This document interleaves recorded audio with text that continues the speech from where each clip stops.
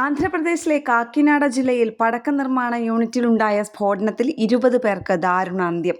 വേതലപ്പാളയം ഗ്രാമത്തിൽ ഗോദാവരി കനാലിന് സമീപമുള്ള സൂര്യശ്രീ ഫയർ വർക്സിൽ ശനിയാഴ്ച ഉച്ചയ്ക്ക് 2 മണിയോടെയാണ് സ്ഫോടനമുണ്ടായത്. തീ ആകാശത്തേക്ക് ഉയർന്ന വലിയ പുകപടലങ്ങൾ പ്രദേശമാകെ വ്യാപിച്ചു. സ്ഫോടനത്തിന്റെ തീവ്രത 5 കിലോമീറ്റർ ചുറ്റളവിൽ കേൾക്കാമായിരുന്നു.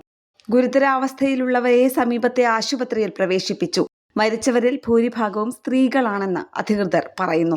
മൃതശരീരങ്ങളിലധികവും തിരിച്ചറിയാനാകാത്ത രീതിയിൽ കത്തിക്കരിഞ്ഞ നിലയിലാണ്. നിശ്ചിത ശേഷിയിൽ കൂടുതൽ പടക്കങ്ങൾ നിർമ്മിച്ചതാകാം സ്ഫോടനത്തിന് കാരണമെന്നാണ് നാട്ടുകാരുടെ ആരോപണം.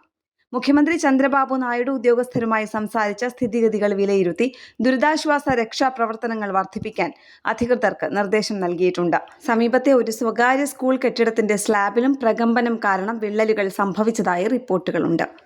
നാഷണൽ ഡെസ്ക്, കേരള പ്രണാമം.